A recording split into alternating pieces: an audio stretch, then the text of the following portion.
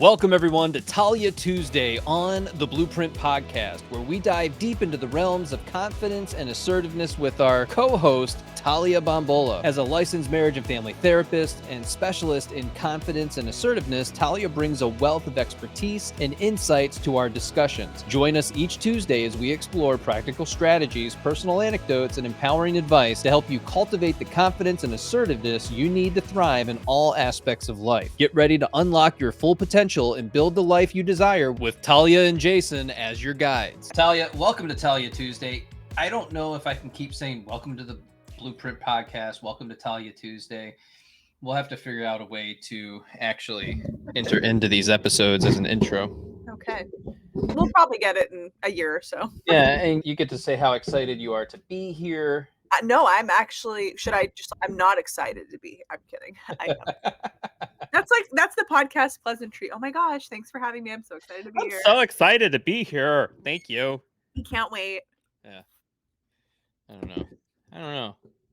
We'll figure it out. Don't know how I feel about that. I'm pleasantly surprised to be here. I don't know. Anyway, welcome to your day on the show. My own day. Yay. You do get your own day. And I think people need to tune in. It's super valuable. And if you have a friend out there that's struggling with some of this stuff, we're going to be tackling a lot of the comments and questions that you have. You can submit questions via my Stand store where it says submit a podcast, but you might have to scroll through some stuff down to the bottom to be able to access that and submit your question. It's not a guarantee that we're going to answer it, but we might use some information out of that question to help some other people. So today, and this is a good one. This came from the comment section on Instagram, and it starts out a little hostile. A little. And you have so we say that, but this is the power of social media. Yep. And we really have to think about the way that we interact with content. I made a post the other day, what you consume consumes you.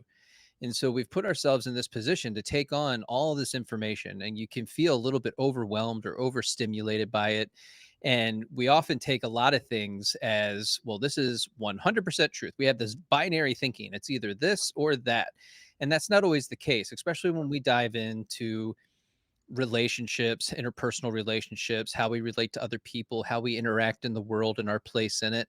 And it can get really confusing and convoluted because of that. So when you start out responding to somebody else's post, right? So it's my post, somebody commented, and now this person is commenting on their comment.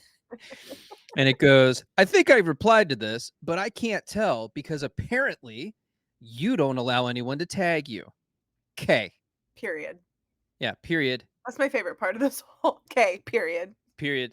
Single letter. K. Period. My ex told me from day one that she was a secure attachment style. Can we stop right there for a second? When people say that they're a secure attachment style, I always feel like that's the setup to them not having a secure attachment style. Would you need to say it if you really were? You know? No, and really, if you're a secure attachment and that's your family of origin, it's not something that you're going to be boastful about that I'm a secure attachment. And most people don't, I will say as a therapist, most people who are don't necessarily know that they are, because then they talk to somebody who is insecure and they're like, oh, yeah, I don't struggle with that. I don't think people are going to leave me and I don't feel uncomfortable being close. Like, interesting. Like, most of the time when you talk to somebody who really has either from childhood or earned/learned secure attachment in adulthood, they're not like boastful about it. They might, obviously, if you're sharing about it, but it's usually the insecurely attached person who's leading the conversation as a way to like, well, I want to make sure I'm not dating somebody insecure. So what's your attachment style? And they send them the quiz and the person takes it. They're like, oh, okay, now it's safe to proceed. So we shall see. Oh my goodness. She was 100% an avoidant though. Shocker. He tested her probably. Yeah. 100%. No room for error. He definitely sent Priority Mail, the book attached, so that she could educate herself and fix herself. Yes. Because she's an avoidant. So we can finally be together. Yes. Yeah, because, and this happened this morning where somebody was wanting me to demonize the avoidant attachment. And I'm not going to do that. That's not what I'm here to do.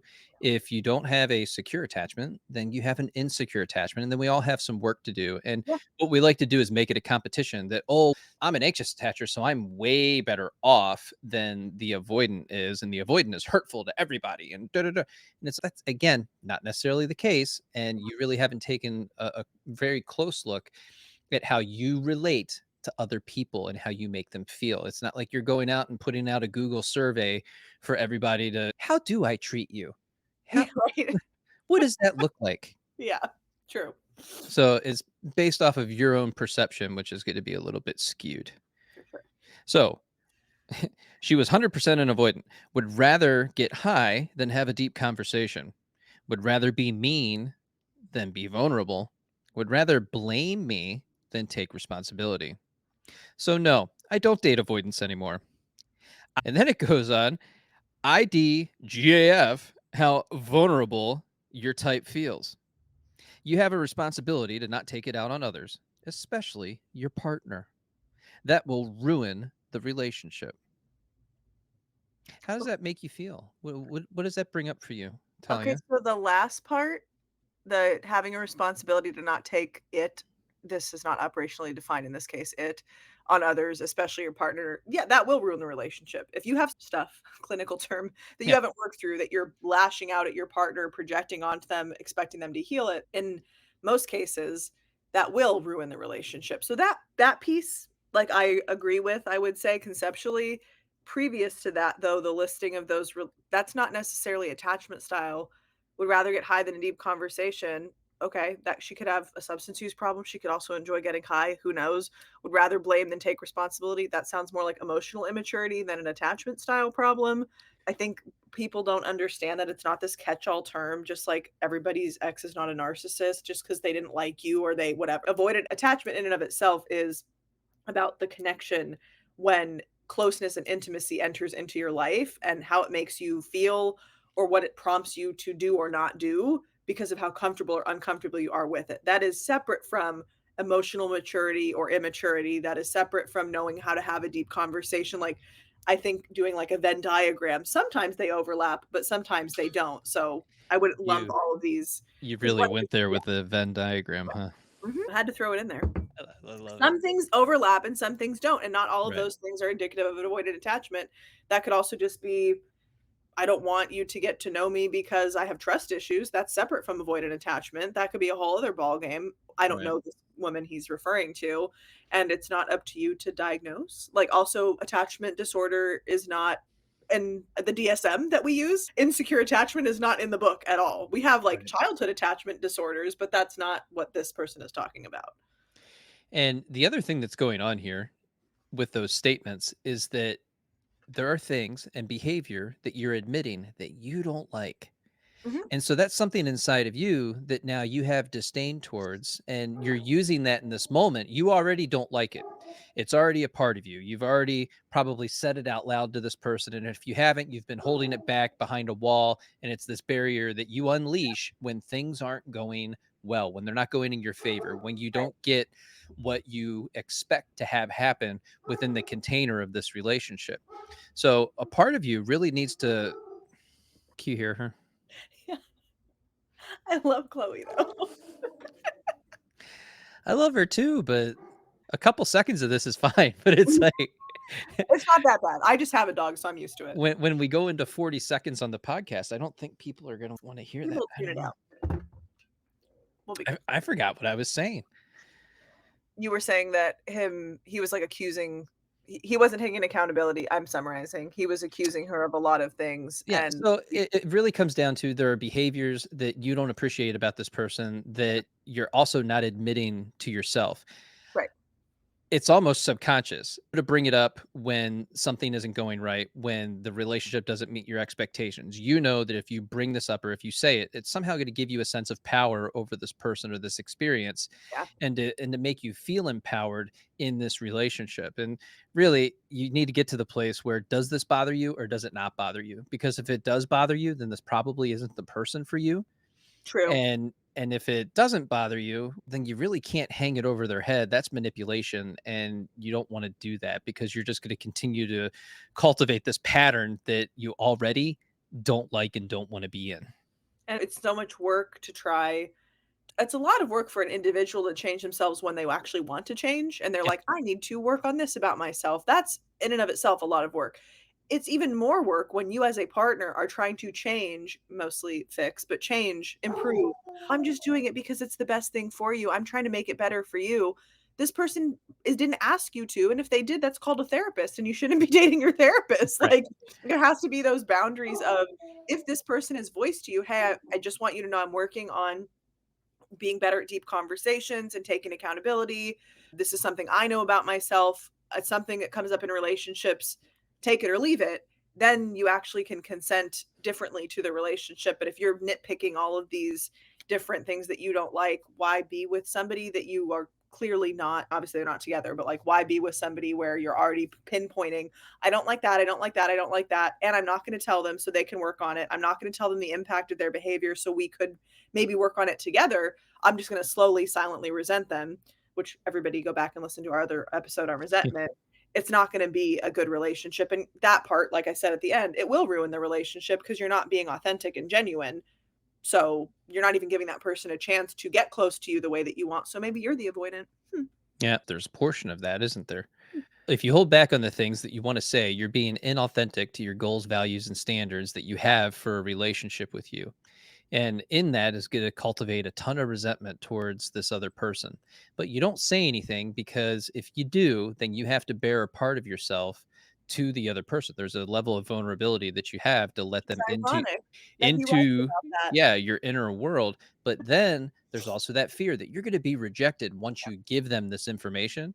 They're going True. to come back at you. They might lash out. And there's this uncertainty with how they're going to respond to that. So Yeah. it could be a lash out. They could just walk away from you, or they could leave the relationship completely, which that's just way too hard to bear in that process. So you say nothing Hmm.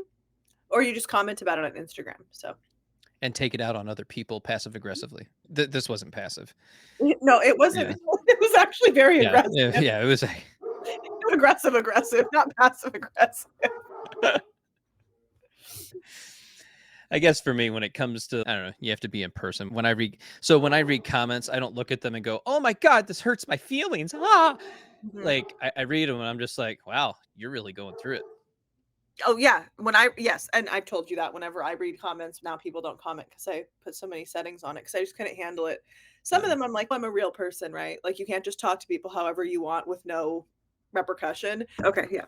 So my advice to this person who commented would be to go back and read your comment through the lens of, like, somebody saying this about you. I know that might not feel true, but that's the quickest way to catch if we're projecting or not taking our own accountability.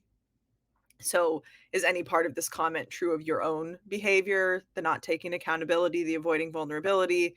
And if so, that is something for you to look inward and work on yourself with hopefully a trained professional like a therapist, but doing some of your own inner work, I think would be very beneficial so that you actually can get the kind of relationship you want. And if this type of person that you were just with isn't a good fit, you also are more likely to not be either attracted to or attractive to, if again that type of person isn't for you.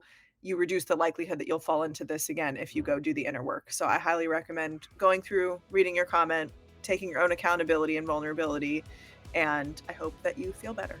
Thank you all for tuning into today's episode of Talia Tuesday on the Blueprint Podcast with Talia Bombola. Remember, building confidence, self-love, and assertiveness is a journey, and each step you take brings you closer to your goals. Be sure to subscribe to the podcast for more insightful conversations and practical tips to support your personal growth, and head over to my Stand store to sign up for the 21-day self-love challenge on sale now, and you can also drop a question for Talia and I for the podcast. Until next time, keep embracing your strengths, asserting your boundaries, and living authentically. Take care, and we'll see you next Tuesday on the Blueprint Podcast.